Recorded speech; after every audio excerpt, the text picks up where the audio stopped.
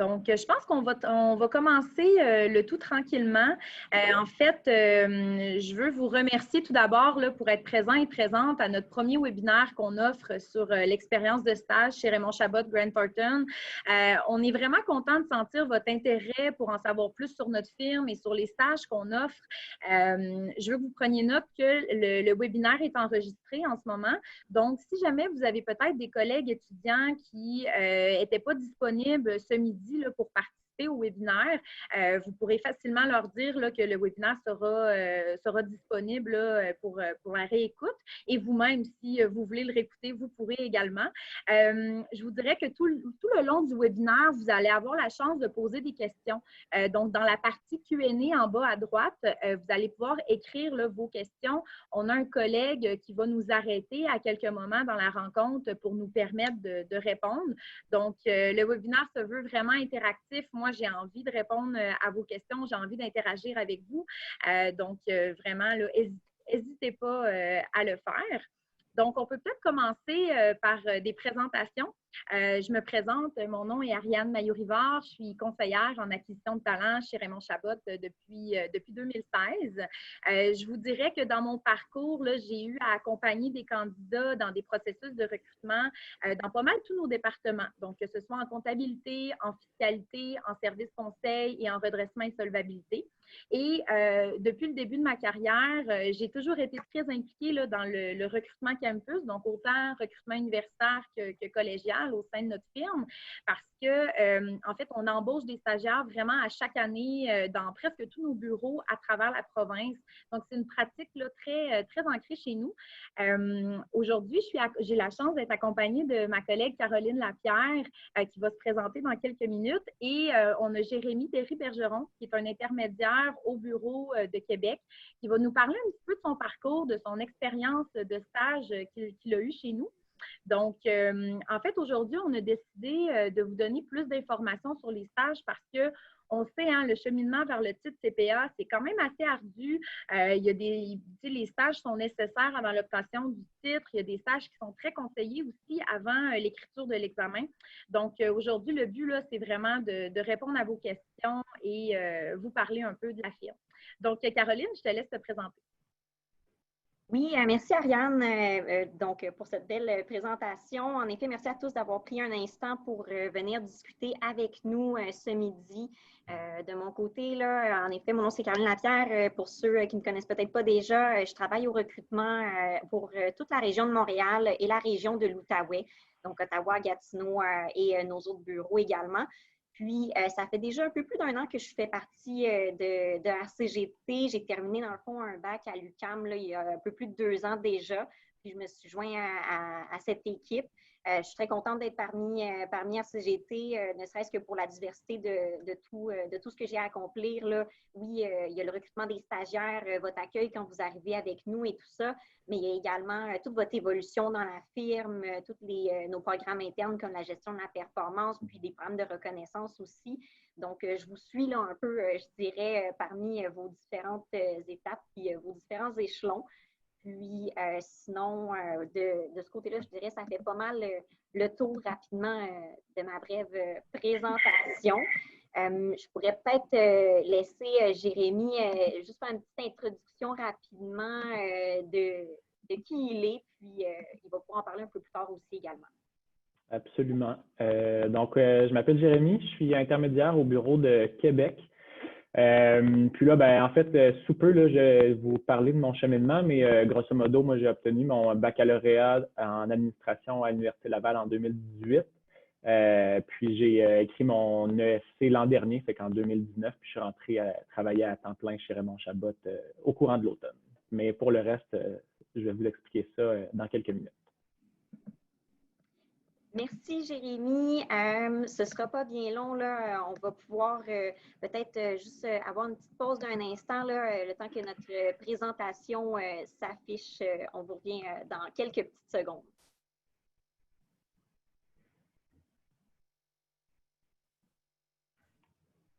En fait, je peux peut-être même poursuivre sur les objectifs de la session aujourd'hui. Donc, c'est quoi on va parler? Qu'est-ce qu'on va regarder ensemble? Donc, premièrement, c'est important pour nous de vous donner une idée. Si vous êtes embauché chez Raymond Chabot, à quoi ça va ressembler votre arrivée chez nous? Quel genre d'intégration vous allez avoir? Je pense que c'est des questions que vous vous posez aussi.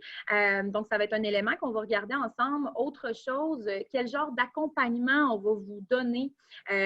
Donc, jusqu'à l'écriture de l'examen, là, quel genre de soutien là, vous pouvez recevoir là, chez nous. Ensuite, on va carrément démystifier ensemble c'est quoi le rôle d'un stagiaire en certification au sein de notre firme. Je pense que vous entendez beaucoup, le nom stagiaire en comptabilité, stagiaire en certification, mais concrètement, c'est quoi les tâches, ça va être quoi votre quotidien. Donc ça, cette partie-là, c'est surtout Jérémy qui va nous en parler, étant donné qu'il a lui-même été stagiaire là, dans son parcours avec nous.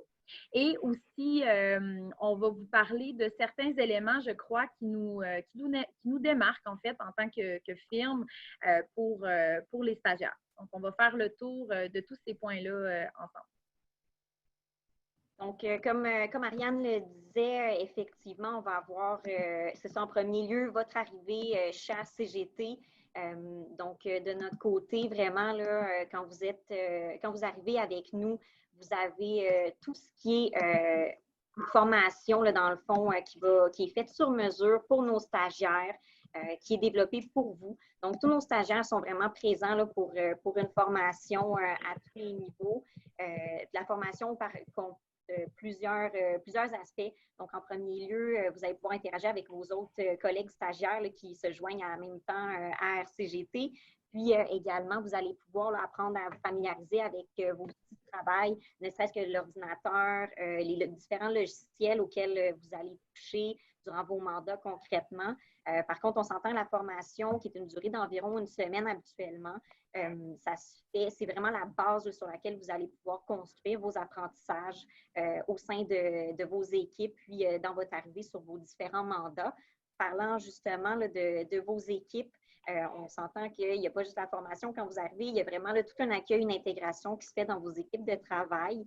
Pour ceux qui ne le savent pas nécessairement déjà, chez RCGT, on fonctionne vraiment avec des équipes de travail. Donc, vous n'êtes pas dans un pool de stagiaires partagés auprès de différentes ressources. C'est vraiment des équipes qui vous sont attitrées. Puis, ça fait des collègues que vous allez revoir de mandat en mandat tout au long de l'année. Donc, c'est vraiment des gens avec qui vous allez côtoyer là, du matin au soir sur vos différents mandats de travail. Puis, ça vous permet vraiment, là, nous, on croit super à ça, que ça vous permet de développer vraiment des liens durables, des amitiés qui se créent là, au fil des mandats. Puis, que ce soit, oui, sur le plan du travail concrètement, mais également dans tout ce qui est à côté du travail. Donc, ça peut être des sorties là, ou des petits 5 à 7 après, plus virtuelles présentement, on s'entend, mais c'est tout ce qui fait partie là, de l'expérience chez nous. Puis également, outre vos équipes de travail, vous avez vraiment aussi un parrain marraine qui va vous être attitré. Je vais pouvoir laisser ma collègue Ariane là, vous présenter un peu plus qu'est-ce que c'est ce programme-là qu'on vous offre à votre arrivée. Donc, effectivement, j'entends des... OK. Donc, en fait, le système de parrain-marraine chez nous, c'est dès votre premier jour, on vous attribue une personne ressource là, qui, c'est souvent des intermédiaires, des responsables de dossier ou des directeurs en certification chez nous. Donc, ce n'est pas nécessairement des gens qui sont extrêmement haut placés là, dans les paliers hiérarchiques, mais c'est des gens qui ont vraiment un rôle à jouer dans votre développement, dans votre coaching.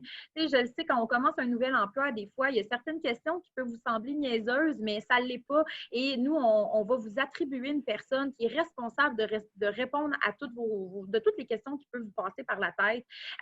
Donc, je les appelle souvent des facilitateurs de travail. Donc, c'est autant dans votre arrivée, dans votre intégration que dans la réalisation carrément des mandats. Puis, je pense que c'est ça, c'est vraiment sécurisant là, d'avoir une personne là, qui est dédiée un peu à son bien-être.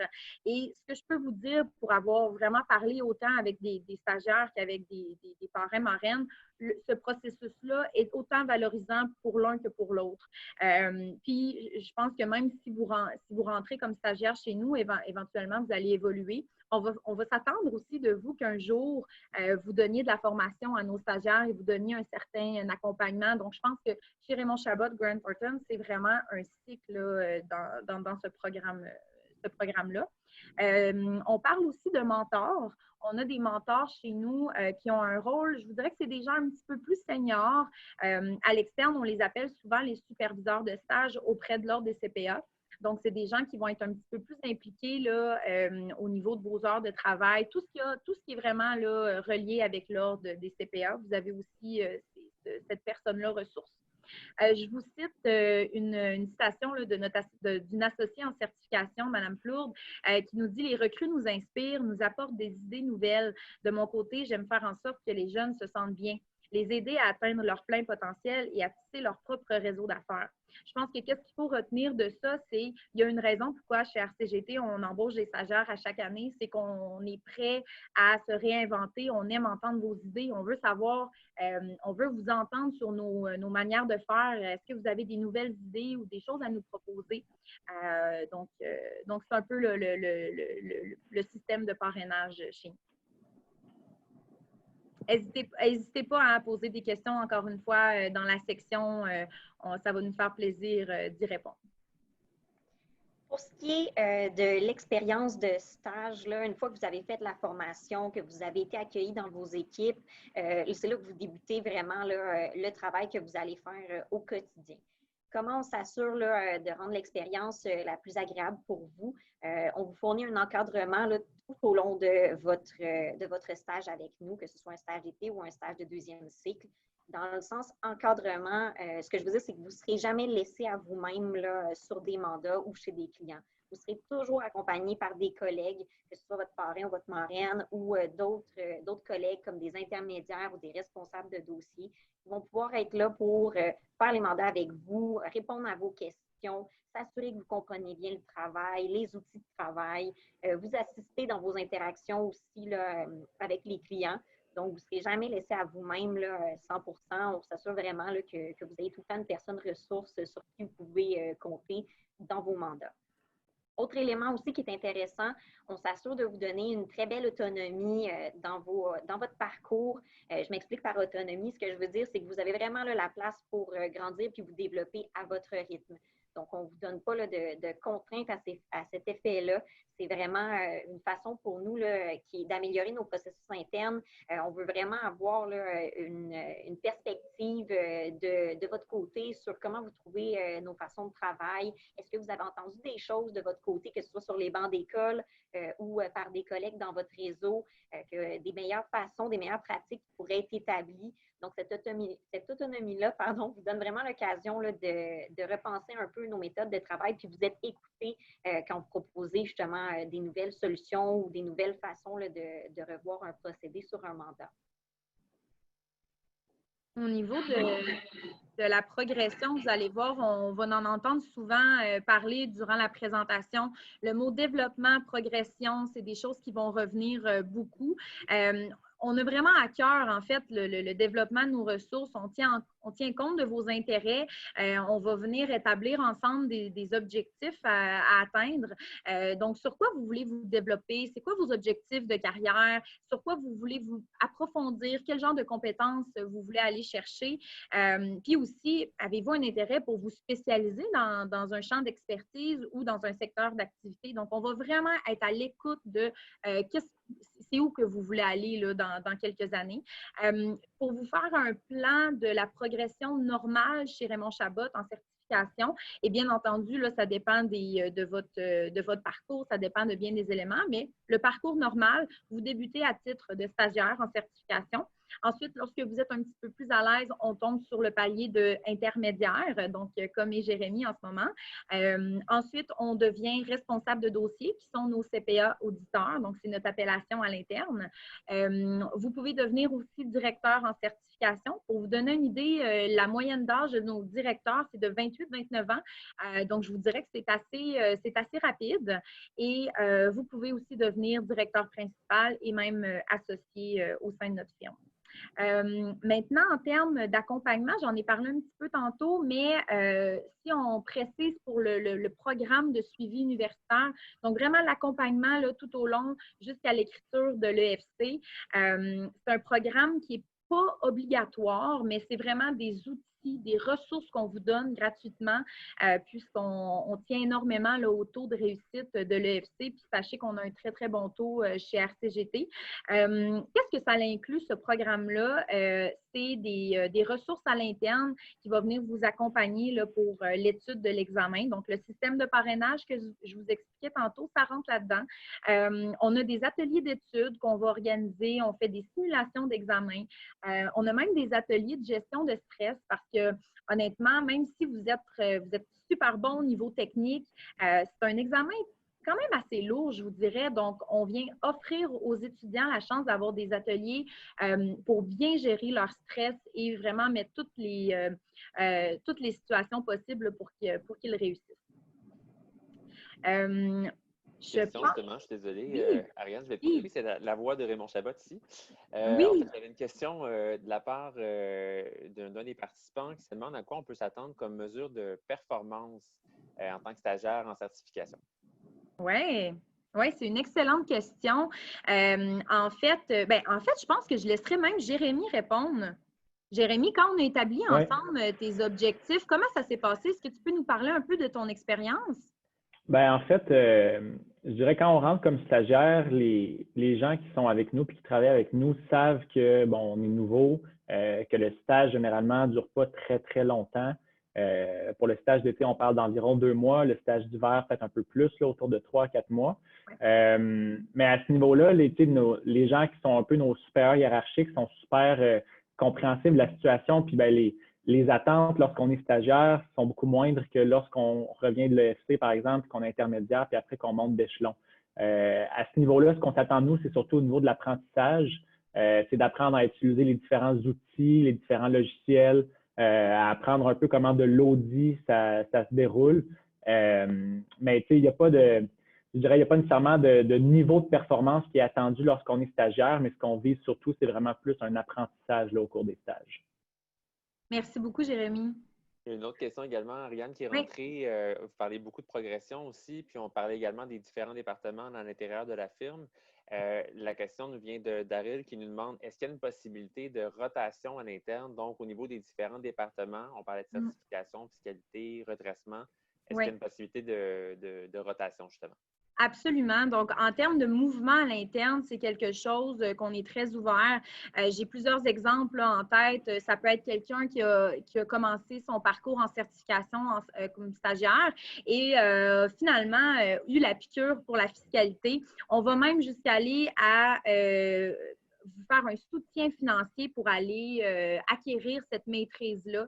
Donc, non seulement on va vous permettre de changer de département, mais on va même vous accompagner financièrement là, pour obtenir cette maîtrise-là. Ensuite, dans les autres départements, c'est arrivé aussi des gens qui sont en certification qui se sont rendus compte, moi, finalement, l'audit, c'est pas pour moi, mais je me rends compte que le redressement et solvabilité, je trouve ça challengeant, je trouve ça intéressant, ça m'allume. Donc, on a eu aussi ces mouvements-là. J'ai comme plein d'exemples, j'ai le goût de tous vous les partager. J'ai des gens aussi qui ont commencé en certif et qui sont allés acquérir un titre d'expert en évaluation d'entreprise. Donc, ça aussi, c'est une branche qu'on a chez nous. Donc, oui, c'est possible. Je vous dirais que la majorité reste quand même en certification. C'est une branche super intéressante et très valorisante, mais le mouvement est très, très possible et accessible, oui. Oui, puis si je peux compléter ce que ma collègue Ariane mentionne, dans le fond, souvent, on s'adapte à vos désirs puis à vos ambitions et tout ça. Donc, si vous manifestez le désir de changer pour une autre branche, une autre pratique d'RCGT, bien, comme Ariane l'a dit, il n'y a pas de souci. Si vous levez la main, bien, nous, de notre côté, on va s'arranger pour que vous soyez entendus puis pour tenter le plus possible de vous laisser poursuivre dans la voie qui vous attire, que ce soit, comme Ariane le disait, en conseil financier, management ou toute autre pratique qui est offerte chez RCGT. On va pouvoir poursuivre également avec le témoignage là, de Jérémy, justement, qui va pouvoir nous expliquer un peu plus qu'est-ce que ça fait un stagiaire concrètement dans les différents stages, puis vous donner un petit peu plus de feedback là, sur son expérience de stage chez RCGT. Exact. Merci, Caroline.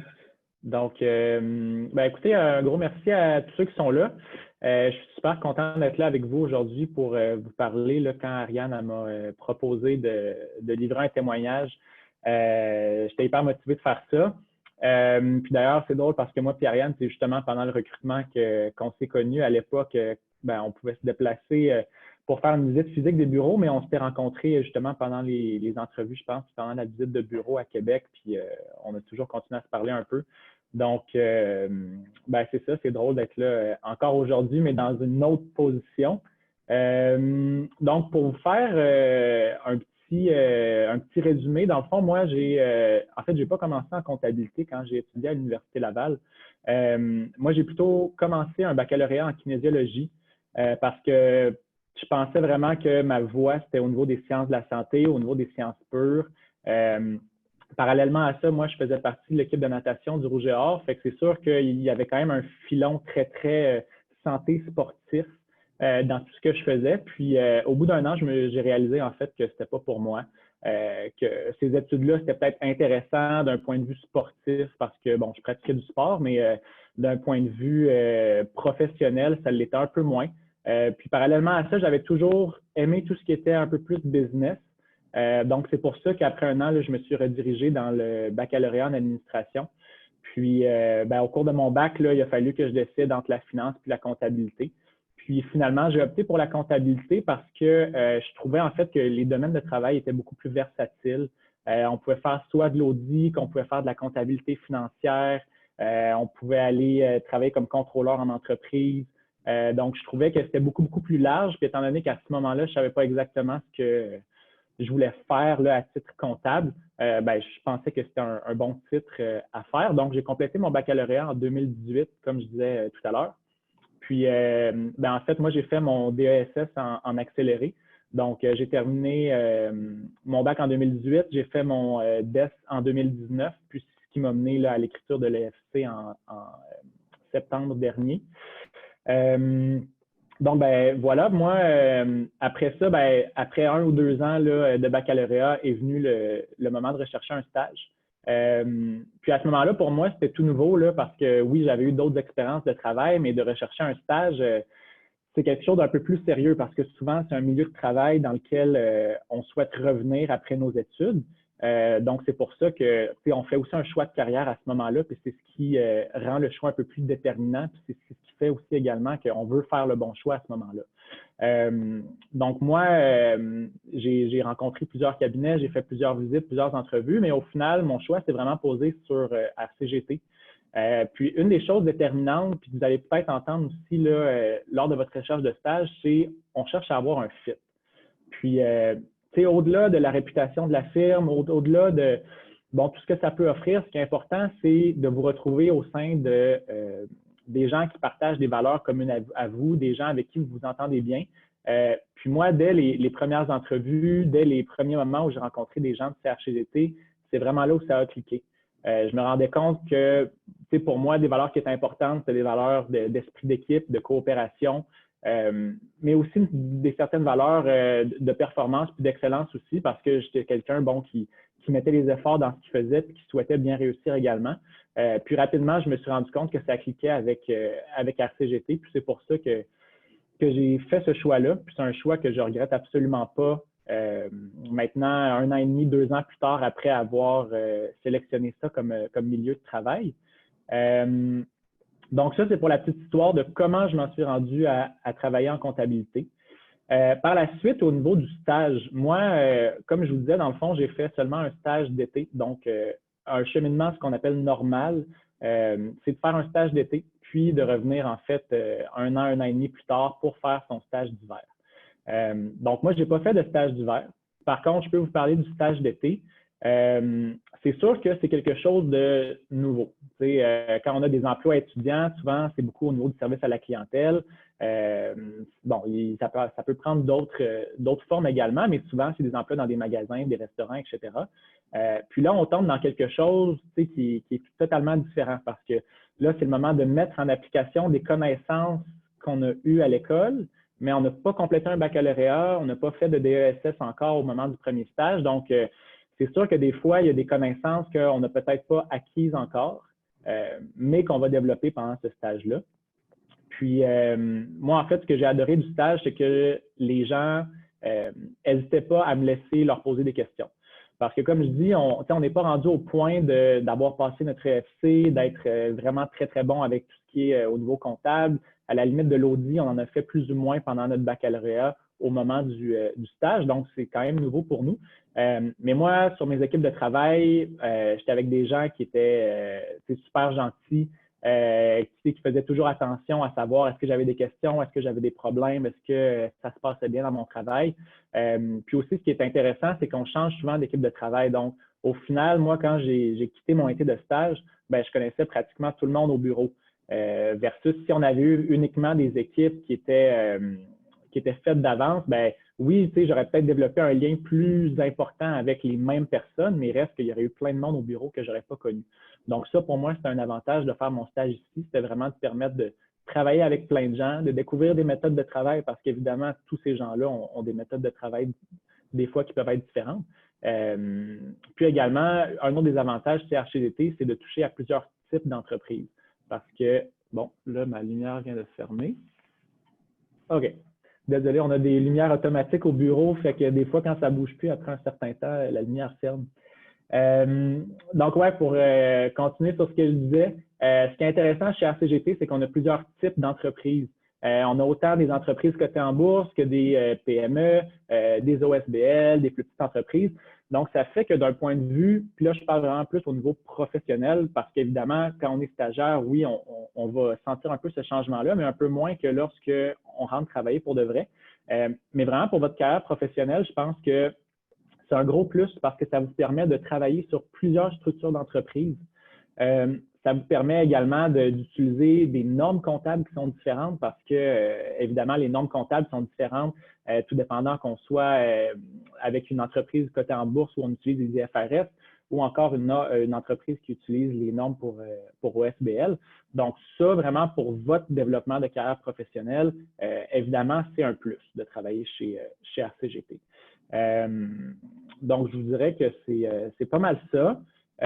Puis après, moi, là, depuis mon retour de l'EFC, c'est évident que rendu au stade d'intermédiaire, on a des attentes un peu plus supérieures à vous. Pour faire un lien avec ce qu'on disait tout à l'heure, quand on est stagiaire, le but, c'est vraiment d'apprendre. Puis il n'y a pas nécessairement d'attente en termes de performance ou bon, il n'y a pas de grand objectif à atteindre. Par contre, là, évidemment, quand on revient, on a passé l'EFC, ou en tout cas, au moins, on a écrit l'EFC, on a un bac en poche, on a un DESS en poche. Évidemment, les attentes sont un peu plus importantes, mais généralement, vos 2 stages vous préparent super bien au rôle d'intermédiaire. Puis, dans le fond, pour finir, là, je sais que je n'ai pas parlé du stage d'hiver. Il y en a probablement plusieurs d'entre vous qui vont faire un stage d'hiver. Mais ce stage-là, c'est un stage très, très, très bénéfique parce que on prend pour acquis que vous avez déjà fait un stage d'été, que vous avez déjà acquis ces connaissances-là. Puis après, là, vous êtes prêt à avoir encore des responsabilités un peu plus grandes et des responsabilités supplémentaires. Pour vous donner un exemple, moi, pendant mon été de stage, je n'avais pas beaucoup touché à tout ce qui était à la fiscalité. Parce que souvent, en audit, c'est nous qui sommes responsables d'une partie du dossier fiscal, souvent de débuter la déclaration d'impôt d'une entreprise. Mais après ça, quand on revient au stage d'hiver, on commence déjà à toucher à ces outils-là versus le stage d'été où peut-être qu'on y touche un peu moins. Puis, évidemment, vous, en tant que stagiaire, votre rôle, c'est un rôle aussi un peu plus de support au niveau de l'équipe. Dans vos équipes de travail, on s'attend à ce que vous veniez aider les autres membres de l'équipe, mais également leur permettre de pouvoir se concentrer sur des sections peut-être un peu plus compliquées du dossier, un peu plus complexes, qui demandent peut-être plus de connaissances, versus vous, faire des sections un peu plus simples, mais qui constituent une super bonne base d'apprentissage pour votre travail futur. Donc, je crois que ça fait le tour pour mon témoignage. Si vous avez des questions, n'hésitez pas. Honnêtement, moi, c'est pour ça que je suis là. C'est vraiment pour vous donner plus d'informations, pour vous partager comment j'ai vécu mon stage. Donc, je pense qu'on a une petite section Q&A. Fait que si vous avez des questions, n'hésitez pas.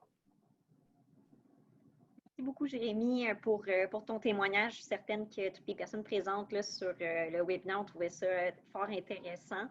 Pour ce qui est de la suite, dans le fond, s'il y a un dernier élément qu'on voudrait discuter avec vous, c'est vraiment qu'est-ce qui nous distingue en CGT. Si vous venez faire votre stage avec nous, qu'est-ce qui va vraiment rendre cette expérience-là unique comparativement à d'autres environnements de travail? Donc, je vous dirais que principalement, là, le point le plus important, c'est vraiment que chez ACGT, on est le meilleur des deux mondes. Vous avez vraiment toute la grande structure d'une entreprise d'envergure, puis d'une firme d'envergure. Puis d'un autre côté, on a su conserver quand même le côté plus familial, puis convivial, la proximité avec les gens, puis le côté humain que peut offrir, par exemple, une PME. Donc, vous avez vraiment les deux meilleurs éléments qui se retrouvent.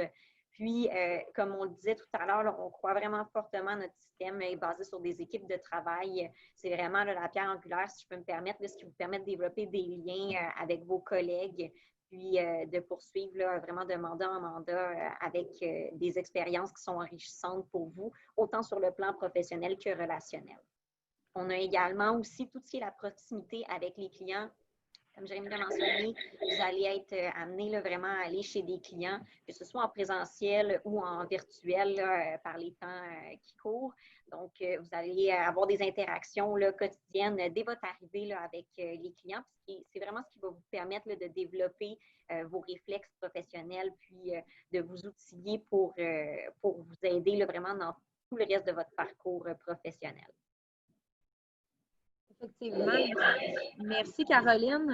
Un autre point, développement professionnel, j'en ai parlé un petit peu tantôt, mais j'aimerais préciser, on parle beaucoup de développement compétences au niveau de l'audit, l'assertif et tout ça, mais on va aller vous donner aussi des formations sur comment aller faire du développement des affaires. Puis ça, c'est des choses que vous allez garder pendant tout votre parcours professionnel. Comment donner un bon service client dès vos premiers mandats. Vous allez voir vos parrains marraines, ils vont vous prendre là, pour aller chez les clients. Donc, vous allez apprendre un peu là, comment faire ça. Progression de carrière, on parlait un peu des paliers hiérarchiques, mais je pense que ce qu'il faut garder en tête, c'est qu'on a des belles opportunités d'affaires. Même moi, depuis que je suis arrivée chez Raymond Chabot, j'ai eu des changements de titre. J'ai déménagé dans une autre région, dans un autre bureau pour entreprendre un nouveau rôle. Donc, les opportunités d'emploi sont présentes et si vous êtes à l'écoute, c'est très accessible de les prendre. Flexibilité d'horaire, je veux en parler parce que je pense que c'est quelque chose qui nous démarque chez nous. On a beaucoup de stagiaires qui sont impliqués soit dans des comités étudiants ou dans des équipes sportives. Jérémy, d'ailleurs, faisait partie du Rouge et Or quand on l'a embauché. On est très flexible au niveau des horaires pour les entraînements. Donc, ça, c'est un exemple qu'on donne, mais on n'est pas une firme là, qu'on oblige le 8 à 5 ou on est assez flexible avec ça. Par rapport au télétravail aussi, on s'est adapté avec les mesures COVID. C'est une possibilité aussi. Même en tant que stagiaire, on va peut-être vous demander de faire du travail à la maison. Donc, c'est des choses là, qui sont offertes chez nous. Donc, je pense qu'on serait rendu à la période de questions. Je sais qu'il y a certaines questions qui sont en attente là, dans notre Q&A. Donc, Patrick, est-ce que tu veux nous les dire? Oui, tout à fait. Je pense qu'en fait, la première question risque de s'adresser à Jérémy. En fait, la question, c'est quel est le plus grand défi des stagiaires généralement? J'aurais tendance à dire que c'est au niveau de l'apprentissage. Pas dans le sens que c'est difficile d'apprendre, mais dans le sens que c'est un type de travail différent. De l'audit, on le voit, il y a quand même une différence entre ce qu'on voit en théorie à l'école puis ce qu'on fait en pratique. Puis de transposer les connaissances qu'on a dans un travail pratique. Je pense que c'est ça qui est difficile un peu au début parce qu'on est très dépaysé. c'est pas le genre de travail auquel on est habitué de faire, là. Reste que c'est quelque chose, bon, qui s'apprend quand même au fur et à mesure de travailler là-dedans, mais je pense qu'au début, il y a quand même un choc parce que c'est un travail qui est complètement différent de ce qu'on faisait avant. Parfait, merci. En fait, il y a aussi des questions qui ressortent justement par rapport à tout ce qu'on a vécu avec la COVID-19, donc toute la pandémie. Ariane, notamment, tu parlais tantôt de toute la flexibilité là, qui est installée. On parlait de connectivité aussi au niveau technologique. Donc, en fait, la question qui est posée, c'est comment est-ce qu'on a adapté nos façons de faire par rapport à la COVID-19 et est-ce que ces changements-là vont devenir la nouvelle norme? Mm-hmm. Bien, l'exemple que je pourrais vous dire, c'est on a des stagiaires qui sont venus cet été. Donc, oui, on a reçu des stagiaires quand même cet été, là, malgré toutes les mesures. On a dû s'adapter donc rapidement. Je sais qu'il y a des stagiaires dans le coin de la Mauricie. Ils ont été complètement formés à distance. Ils ont fait du travail à distance aussi. Puis l'expérience a été vraiment bien prise. Donc, c'est sûr qu'on s'est adapté à ce niveau-là. Je voudrais que pour les stagiaires qui arrivent en septembre, on s'est organisé pour que la première semaine de formation soit en personne parce que c'est sûr que des fois, c'est plus intéressant d'avoir des formations peut-être en personne qu'en webinaire, là. Fait que là, on va faire un peu un mix des deux.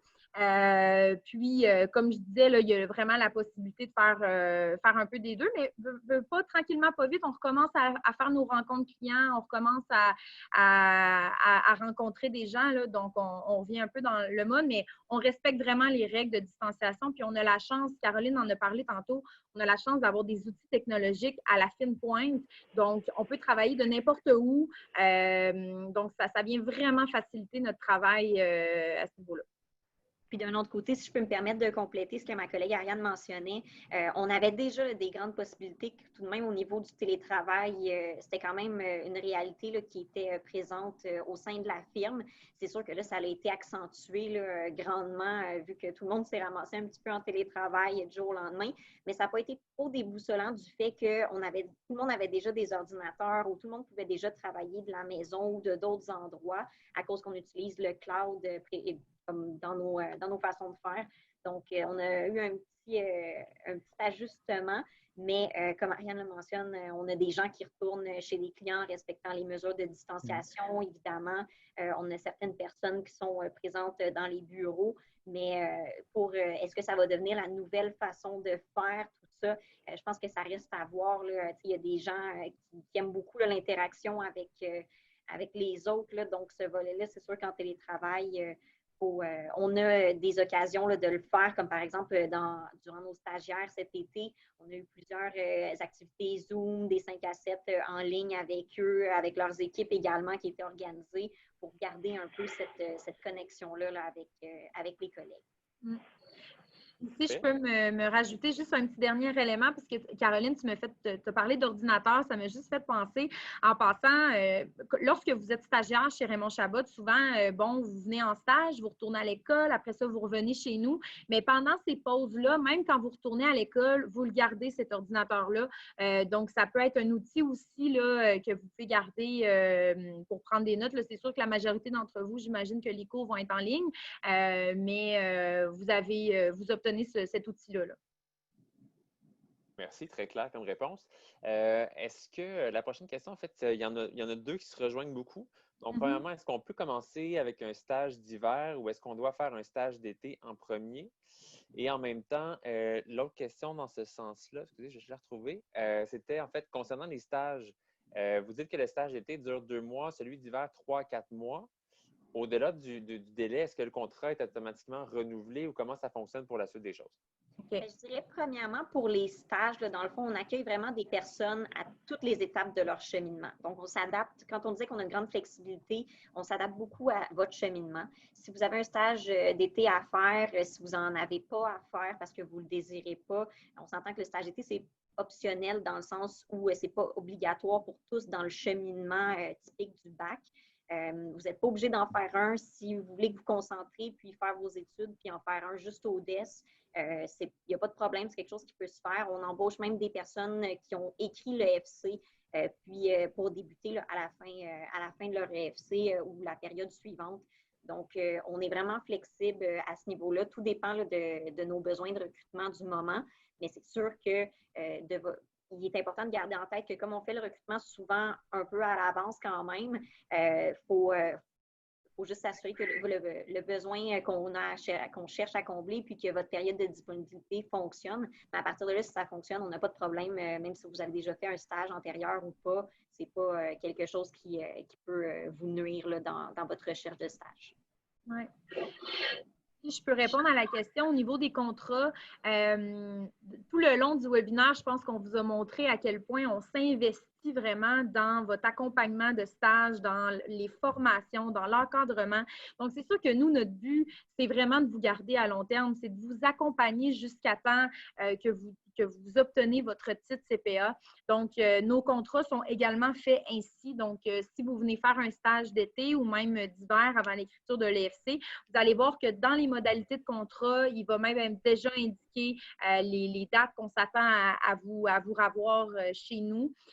Donc, c'est sûr que je pense que c'est un avantage pour vous là, parce que même si vous venez faire un stage d'été de 2 mois ou de 4 mois, nous, on a une vision, on fait notre planification de main-d'œuvre de cette manière-là aussi. Là, on a une vision à ce que vous revenez là, dans quelques mois. Merci beaucoup, les filles. Ensuite, les deux prochaines questions aussi, il y en a deux qui se rejoignent un peu. Donc, premièrement, qu'est-ce que vous recherchez chez un stagiaire? Qu'est-ce qui est recherché comme caractéristique, comme personnalité? Je pense que c'est Ariane, tu as l'air heureuse de pouvoir y répondre à celle-là. Ouais. Puis, aussi, l'autre question, en fait, c'est concernant le processus d'embauche. Est-ce que vous avez des suggestions pour que la personne puisse se démarquer dans le processus? Parfait. Donc, au niveau de la personnalité, Caroline, je te laisserai répondre pour le processus d'embauche. Pour ce qui est de la personnalité, je suis vraiment contente que vous ayez posé la question parce que depuis 4 ans que je fais du recrutement, j'ai jamais recruté des profils qui étaient nécessairement pareils. Donc, on a des gens avec des personnalités différentes, mais qu'on a les mêmes valeurs un peu et qui correspondent à les valeurs de l'entreprise. C'est pas nécessairement, je vous donne un exemple, dans un groupe de recrutement, c'est pas la personne qui parle le plus qu'on va nécessairement embaucher. C'est pour ça que dans notre processus, on prend en compte, on veut interagir avec vous, on veut échanger, on veut apprendre à vous connaître. Donc, Jérémy, tantôt, il parlait de fit. C'est vraiment ça que vous devez garder en tête. Et si j'ai un conseil à vous donner, c'est quand vous êtes en processus, en entrevue ou quoi que ce soit, vraiment, restez vous-même. Essayez pas de répondre aux questions à comment on pense qu'on veut les entendre. Vraiment, là, laissez paraître votre personnalité, puis ça va se faire tout naturellement. Vous allez vraiment voir quel cabinet, là, ça fit avec votre personnalité. Oui, puis pour ce qui est du processus d'embauche, là, si on peut donner un petit complément d'information là-dessus, c'est sûr qu'on a des activités de recrutement dans lesquelles ça nous fait plaisir d'échanger avec vous puis de vous rencontrer. Comme Ariane le disait, on veut apprendre à vous connaître, on veut savoir qu'est-ce qui fait de vous qui vous êtes. Puis, c'est vraiment l'occasion pour vous également de rencontrer différentes personnes de nos équipes, que ce soit en certification ou dans d'autres pratiques également. C'est également l'opportunité d'échanger avec eux, puis de trouver votre fit. Parce que oui, nous, on cherche un fit, mais vous aussi, quelque part, là, en magasinant, si on veut, dans différents endroits de travail pour votre recherche de stage, vous allez avoir une vision sur qu'est-ce qui vous ressemble le plus, qu'est-ce qui fit le plus avec vous, quel genre de personnes je veux que ce soit mes collègues au quotidien. Puis ça vous donne l'opportunité vraiment de répondre à ces questions-là, en fait. D'un autre côté, c'est sûr qu'on vous donne des nouvelles là, rapidement par le processus d'embauche. Si je peux me permettre, pour postuler directement, là, pour déposer votre candidature, si vous êtes intéressé pour un stage, vous avez le lien, là, dans le fond, de notre site carrière dans lequel vous pouvez aller déposer. Si vous ne retenez pas le lien parce qu'il est trop long, il n'y a pas de problème. Vous pouvez simplement aller sur notre page Facebook où on va s'assurer de donner toutes les informations pour déposer votre candidature là, également. Puis, pour les prochaines étapes, c'est sûr qu'après les activités de recrutement, il va y avoir des entrevues. Puis, on s'assure tout le temps là, de donner un retour très rapide aux candidats. Là, on sait que c'est une période qui est assez stressante. On ne veut pas vous faire attendre pour rien. Puis je pense qu'il y avait une question par rapport à comment se démarquer dans le processus. Moi, je vous invite fortement, là, Caroline nous a expliqué les étapes pour postuler, mais si vous voulez faire une petite coche de plus, décrochez le téléphone, appelez-moi ou Caroline, écrivez-nous sur LinkedIn. Honnêtement, ça va nous faire plaisir d'échanger avec vous. Puis je pense que ça peut être une petite marque là, pour vous démarquer. Donc, je pense que ça a été posé comme question. Là, donc, Oui, j'en profite aussi justement. Vous pourrez surveiller nos médias sociaux, mais on aura un autre webinaire le 9 septembre prochain pour justement vous aider à vous démarquer là, dans le cadre d'une entrevue virtuelle. Donc, ça aussi, ça peut être intéressant. Puis au niveau de l'URL qui est marqué là, pour postuler, effectivement, si le lien est trop long, c'est simplement rcgt.com/carrière au pluriel. Et là, vous allez pouvoir naviguer dans notre environnement de carrière. Ça devrait être assez simple. ouais. J'en profite aussi pour vous dire qu'on a plusieurs activités de recrutement qui s'en viennent. Ce premier webinaire, c'était un peu pour faire une introduction sur nos stages, mais on va vous offrir des visites virtuelles bientôt. On a un salon virtuel qui s'en vient. Donc, on espère fortement que vous participerez en grand nombre. Encore une fois, je me répète souvent, mais on a hâte d'interagir avec vous, même si c'est à distance. On a hâte d'apprendre à vous connaître puis d'en connaître un peu plus là, sur vos aspirations. Ben, tant mieux, Ariane. En fait, tu as déjà répondu à une question. Il y a quelqu'un qui nous demandait si on avait des visites de bureau prochainement. Mais bonne nouvelle, justement, on va l'annoncer également dans les médias sociaux. Vous allez pouvoir le suivre. Mais effectivement, il y aura des visites virtuelles à travers des robots. Donc, vous pourrez tout voir ça dans les prochains jours. Ce sera annoncé sur notre page Facebook Recrutement Campus. Ouais. Il y a une question aussi qui est rentrée pour Jérémy. Je te mets un peu on the spot, mais après 2 ans chez RCGT, est-ce que tu as une situation particulière qui t'a marqué ou une anecdote spéciale qui t'est arrivée durant ton parcours là, chez RCGT? Oui, puis pour vrai, c'est quand même drôle. Dans le fond, tu sais, quand on rentre comme stagiaire, on a une semaine de formation. Puis après la semaine de formation, ben, on rentre à travailler pour de vrai. Ben, pour de vrai. C'est notre premier mandat chez un client, disons. Puis justement, moi, ma première journée après ma semaine de formation, premier mandat, on s'en va chez le client.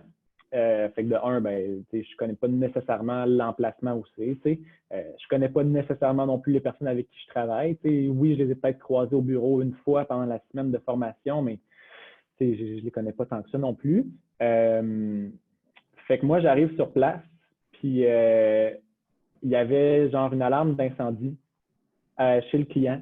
Fait qu'on pouvait comme pas rentrer, ou en tout cas, il y avait moyen de rentrer à la salle où on était parce que c'était comme un bâtiment connexe, mais moi, j'avais absolument aucune idée par où passer. Puis là, j'essayais de parler à la personne qui était comme mon intermédiaire qui s'occupait de moi. Puis la personne ne répondait pas parce qu'elle était en voiture. Fait que là, moi, j'étais comme tout seul. Puis là, il y avait des camions de pompiers qui arrivaient. Puis j'attendais de trouver quelqu'un à qui parler pour savoir où aller, mais j'avais absolument aucune idée. Fait que bref, ça a comme duré un 20 minutes, mais bon, finalement, tout est rentré dans l'ordre. Mais ouais, ça a commencé. Ça a commencé comme il faut la première journée de vrai stage, disons. Merci, Jérémy. Merci du partage. Il y a une question aussi, je pense, qui revient quand même assez souvent. On s'est fait beaucoup poser sur les médias sociaux. D'ailleurs, on a sorti un article là, début août là-dessus. La personne nous demande, en fait, elle hésite entre faire un stage dans un cabinet ou dans une entreprise privée. Qu'est-ce qui fait, selon vous, que la personne pourrait choisir en fait un cabinet comme RCGT? Bien, tu peux y aller, Caroline. Comme je l'ai dit un peu plus tôt, c'est vraiment la meilleure école pour tout l'ensemble de votre parcours professionnel. Là. Donc, je dirais le fait de voir différents environnements de travail, différentes réalités d'entreprise, différentes structures d'entreprise, ça vous permet vraiment de savoir qu'est-ce que vous aimez, qu'est-ce qui vous rejoint, qu'est-ce que vous n'aimez pas, au contraire, que vous vous dites comme « Ah non, ça, moi, je ne me vois pas travailler dans un environnement comme ça. » Puis, c'est vraiment un apprentissage en contrepartie, débuter dans une entreprise, c'est pas quelque chose qui est nécessairement mauvais, ça dépend simplement de ce que vous recherchez, mais c'est sûr que ça vous permet de voir un environnement de travail qui est unique. Vous n'allez pas toucher à une diversité là, nécessairement de mandats ou de réalités de clients, et puis tout ça, c'est vraiment une réalité qui reste propre à cette entreprise-là versus un cabinet qui vous permet là, de savoir, surtout en début de carrière, on va se l'avouer, on ne sait pas qu'est-ce qu'on aime exactement, qu'est-ce qu'on recherche pour notre futur. On se lance dans un début de carrière, mais parfois on prend un parcours différent. Puis le fait que dans notre cabinet, vous avez différentes pratiques aussi, comme on l'a souligné, bien, ça vous permet justement de voir, OK, bon, ben si jamais l'audit, je me rends compte que c'est peut-être pas pour moi, y a-t-il une autre voie que je peux prendre à l'intérieur de l'entreprise dans laquelle je me trouve? Bien, la réponse chez nous, c'est oui. On vous accompagne là-dedans également, puis on peut là, faire des transferts dans d'autres pratiques. Fait que vous avez comme un plus gros éventail de possibilités qui s'ouvrent à vous au sein d'un cabinet, je dirais, qu'au sein d'une entreprise. Oui. Je peux renchérir un petit peu. Une des différences, c'est qu'en entreprise, en fait, vous devez comprendre la réalité de la business de l'entreprise, du cycle comptable aussi. En cabinet, à chaque jour, vous êtes dans les business de plusieurs secteurs d'activité, de plusieurs sortes d'entreprises. Un exemple, je vais exagérer, mais un exemple, c'est que le matin, vous pouvez être dans une ferme du Québec, dans un milieu agricole, puis l'après-midi, vous êtes dans une firme de TI complètement différente, et ça dans la même journée. Donc, c'est sûr que ça nous prend des gens qui aiment la diversité, qui aiment s'entretenir avec des entrepreneurs vraiment du Québec, avec autant des PME que d'autres sortes de plus grandes entreprises. Donc, ouais. Puis même si je peux ajouter, moi, un des trucs que j'ai beaucoup aimé pendant mon stage, c'est le lien qu'on crée avec les autres stagiaires, parce que généralement, vous allez être plusieurs stagiaires à rentrer en même temps, mais souvent, c'est des gens qui ont un peu le même parcours que vous, là, qui écrivent. C'est des gens avec qui vous potentiellement pouvez rentrer pour faire votre stage d'hiver. Fait que moi, c'est ce que j'ai aimé avec notre gang de stagiaires. On s'est super bien entendus. Pendant notre stage, souvent, on allait prendre un verre ensemble, ou on faisait des activités ensemble. Puis même au-delà de ça, le reste du temps, on est devenus des super bons amis, puis on continuait toujours à faire des activités ensemble pendant l'école ou quoi que ce soit. Fait que ça qui est le fun aussi, c'est que quand vous rentrez pour un stage dans un cabinet comptable, ben, généralement, vous rentrez à plusieurs en même temps, puis ça vous permet de créer des liens avec de nouvelles personnes ou faire des nouveaux amis. Fait que ça, c'est un plus aussi là, de pouvoir faire son stage en cabinet. Justement, Jérémy, tu m'amènes sur une autre question, mais une des questions qui nous est posée, c'est à quoi ressemble une journée typique pour un stagiaire? Je donnerais deux exemples. Là. Souvent, on va avoir des journées chez le client. Des fois, il peut y avoir des journées au bureau. Pour une journée qui est au bureau, je dirais que c'est un peu plus flexible là, au niveau de l'horaire, parce que on est au bureau, on n'est pas dépendant nécessairement de l'horaire du client. Donc, généralement, l'heure d'arrivée, je dirais, c'est peut-être entre 7 et, disons, 8 heures. Là. Souvent, c'est à la discrétion des gens. Après, c'est une journée de travail classique. Là. Souvent, on travaille sur le mandat auquel on est attitré. Généralement, il y a toujours une demi-heure de pause dîner à la cafétéria. Puis après ça, le reste, l'après-midi, c'est du travail. Là. Honnêtement, c'est une journée un peu conventionnelle. Par contre, là, quand on est au niveau de chez les clients, là, ça peut varier un peu plus. Au niveau de l'heure d'arrivée puis l'heure de départ, je dirais que ça dépend beaucoup du client chez qui on va. Il y a des clients qui restent plus tard le soir puis qui arrivent un peu plus tôt, mais tu as des clients qui partent un peu plus tôt le soir, surtout l'été pendant le stage. Tu as des gens qui finissent un peu plus souvent autour de 4 heures. Là. Donc, souvent, le client part un peu avant. Soit nous, on reste travailler après, ou soit on part en même temps que lui. Ça peut varier. Après, pour le dîner, souvent, on dîne ensemble, que ça soit, des fois, on peut être dans un parc à côté, des fois, on dîne ensemble dans la salle de travail. Ça arrive des fois qu'on sorte luncher, que ça soit avec un associé, que ça soit avec notre équipe de travail, tout dépendant où est-ce qu'on est. Des fois, quand il y a des endroits avec des restos autour, on essaye souvent d'aller luncher ensemble. Mais après ça, grosso modo, c'est du travail pas mal toute la journée. Là, je dirais, il n'y a pas de... il n'y a pas de type de travail différent qu'on fait. C'est vraiment qu'on travaille sur le mandat pendant la journée. Mais après, l'horaire peut varier tout dépendant si on est chez le client ou pas. Là. Merci beaucoup. Je pense qu'on aurait le temps pour environ 2 autres questions que je vais vous poser. Simplement mentionner aux gens qui n'auraient pas nécessairement eu de réponse, parce qu'il y a eu beaucoup de questions qui sont rentrées. Évidemment, vous pouvez nous les poser là, directement sur la page Facebook de Recrutement Campus. Donc, vous tapez Raymond Chabot, Grant Thornton, recrutement campus, vous allez pouvoir nous trouver. Vous pouvez nous écrire par Messenger, on va y répondre. Sinon, on va essayer de faire une suite aussi aux questions qui auront été posées là, directement dans Zoom. La prochaine question qui est très légitime, évidemment, mais c'est est-ce que les stages sont rémunérés? Si oui, à quoi est-ce qu'on peut s'attendre comme rémunération et avantages sociaux? En termes, effectivement, nos stages sont rémunérés, autant les stages collégiaux qu'universitaires. Donc, c'est très important pour nous. Tu sais, c'est pas un stage où que vous faites des photocopies, là. C'est des stages quand même assez... tu sais, vous êtes impliqués dans les mandats, donc c'est très naturellement chez nous qu'on va vous offrir une rémunération. Je ne peux pas m'avancer sur des chiffres parce que c'est différent d'une région à l'autre. On a des différentiels géographiques. Par contre, pour les avantages sociaux, ce que vous pouvez savoir, c'est que même en tant que stagiaire, vous avez accès à certaines bourses. Donc, on a un soutien financier, en fait, lors de votre avancement. Donc, lorsque vous terminez votre bac, vous avez une certaine bourse. Lorsque vous êtes rendu au DSS, lorsque vous obtenez votre titre. Donc, c'est des choses là, que vous pouvez obtenir également, là, même quand vous êtes stagiaire. Excellent, merci. Puis, prochaine question, c'est à savoir combien de stagiaires est-ce qu'on peut accueillir et combien de candidats vous recrutez normalement là, pour chacun des stages? Donc, quels sont les besoins en fait en termes de stagiaires?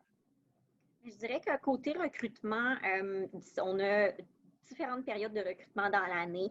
On en a à peu près 2 à 3, là, je dirais, des grosses périodes de recrutement. On fait du recrutement aussi ponctuel là, en dehors de ces périodes-là, c'est certain, mais je dirais qu'on recrute environ là, autour de 80 stagiaires par période de recrutement pour l'ensemble de notre réseau. Là. Donc, vraiment, tous nos bureaux environ là, cherchent des stagiaires à chaque période parce qu'on veut préparer la relève, puis on a tout le temps besoin là, de stagiaires là, à cet effet-là. Mais ça peut être autour de 80-90 personnes là, par période. Donc, par exemple, pour septembre, c'est autour de ces chiffres-là qu'on se situe dans nos besoins de recrutement. Ça m'amène à dire, nous, on a un poste, quand vous allez sur notre site carrière, dans les offres d'emploi, il y a le titre recrutement campus. Donc, ça, c'est un poste qui est là permanent. Donc, tout au long de l'année, vous avez la liberté d'aller poser votre candidature. Donc, même s'il n'y a pas nécessairement des postes qui sont spécifiquement ouverts, donc vraiment un stage à Montréal ou peu importe, vous pouvez quand même aller poser votre candidature et on les consulte vraiment, les candidatures. Puis, même s'il n'y a pas de besoin qui a été dit, on va quand même considérer votre candidature et demander, voir s'il y a un placement qui est possible. Oui, puis comme Ariane le mentionne, ça me fait penser, tu sais, les choses bougent beaucoup. Là. Ça peut être, aujourd'hui, on ne recrute pas dans un bureau en particulier, mais le lendemain, on a fait l'acquisition d'un nouveau client, on a besoin de personnes pour aller sur ces mandats-là. Donc, finalement, on recrute après 2 jours dans ce bureau-là. Donc, c'est vraiment en continuel changement. Puis, c'est pour ça qu'en effet, même si, admettons, on n'a pas une activité de recrutement qui s'en vient là, prochainement, exemple, vous êtes au mois d'avril, puis vous vous dites, là, la période est finie, vous pouvez déposer quand même votre candidature. On vous encourage à le faire parce qu'on ne sait jamais, peut-être qu'une place va se libérer, puis vous aurez postulé, puis on va penser à vous en premier parce que vous aurez postulé dans cette période-là, justement. Je vais vous poser la dernière question. Ensuite, je vous laisse le mot de la fin. Est-ce qu'il y a une proximité, en fait, avec les associés, les directeurs? Donc, est-ce que les stagiaires peuvent discuter avec eux? Est-ce qu'ils peuvent échanger? C'est quoi le degré d'ouverture à ce niveau-là? Je dirais que chez RCGT, on a vraiment une politique porte ouverte, là, si je peux le nommer comme ça. Il n'y a pas de palier hiérarchique qui ne vous est pas accessible. Donc, dans votre équipe, là, je veux dire, on a des stagiaires qui parlent directement avec les associés, puis les directeurs, puis et vice-versa. Il n'y a pas de « Ah non, lui, c'est l'associé, fait qu'il faudrait que je passe par quelqu'un d'autre ». Non, c'est aussi simple que ça. Là, chez nous, il n'y a pas ça, ça n'existe pas. Donc, vous voulez, comme Jérémy disait, quand les gens vont dîner en équipe, il peut y avoir autant des stagiaires, des intermédiaires, des responsables de dossier, des directeurs et l'associé. C'est vraiment tout le monde qui est disponible se joint à l'équipe. C'est vraiment un sentiment d'appartenance de toute l'équipe à tous les niveaux. Là. Donc, il y a plein d'activités qui sont organisées justement avec toutes les personnes présentes. Puis, il n'y a pas de distinction là, par rapport à votre titre officiel là, qui se fait à cet effet-là. parle de ma propre expérience. Quand j'ai commencé chez Raymond Chabot, avant, je me disais, c'est une grosse firme, ça risque d'être beaucoup de paliers hiérarchiques, comme tu dis, Caroline, et ça ne s'est tellement pas ressenti. Les associés sont super accessibles, les gens sont humains. Il y a vraiment une chaleur là, entre collègues là, qui est présente.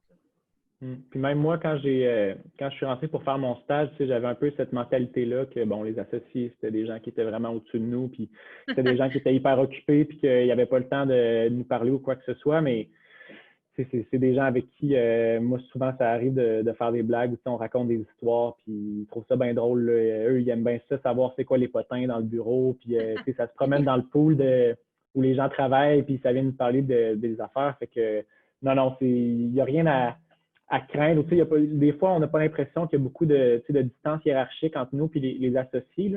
C'est sûr qu'au niveau de la réalisation du travail, c'est pas nécessairement notre personne ressource attitrée. Tu sais. Ça, c'est normal de quand on a une question dans un dossier, de ne pas poser la question directement au directeur. Le directeur peut-être un peu, mais pas nécessairement à l'associé parce que, bon, c'est pas lui qui est là pour répondre à nos questions, mais au niveau de l'interaction, c'est des gens qui sont, qui sont super contents de nous recruter parce que d'une certaine façon, ils vous ont quand même choisi. Là. Fait que c'est normal qu'il y ait un intérêt envers vous. Mais également, c'est des gens avec qui on peut parler de tout et de rien. Puis, souvent, on se rend compte qu'on a des connaissances communes ou bon, des choses en commun. Puis, ça fait en sorte qu'on a plein de sujets de discussion à avoir. Donc, non, il n'y a pas lieu de s'inquiéter à ce niveau-là. Donc, je vois qu'il est 13h03. Je pense qu'on est prêt pour le mot de la fin. Je vous remercie vraiment tout le monde d'avoir été présent à ce webinaire-là. J'espère que vous avez eu autant de plaisir que nous à le faire. Donc, il va en avoir un prochain, comme disait notre collègue Patrick, le 9 septembre. J'espère que vous allez vous inscrire également. Je vous invite aussi à aller vous abonner à notre page Facebook, notre page Instagram. Si ce n'est pas déjà fait, allez nous ajouter, moi et Caroline et même Jérémy sur LinkedIn. Ça va nous faire plaisir de vous compter parmi nos relations. Donc, encore une fois, j'ai bien hâte d'apprendre encore plus à vous connaître lors d'interactions one-on-one. Donc, merci vraiment beaucoup pour votre présence et votre participation. Il y a eu vraiment des belles questions. Là. Merci beaucoup.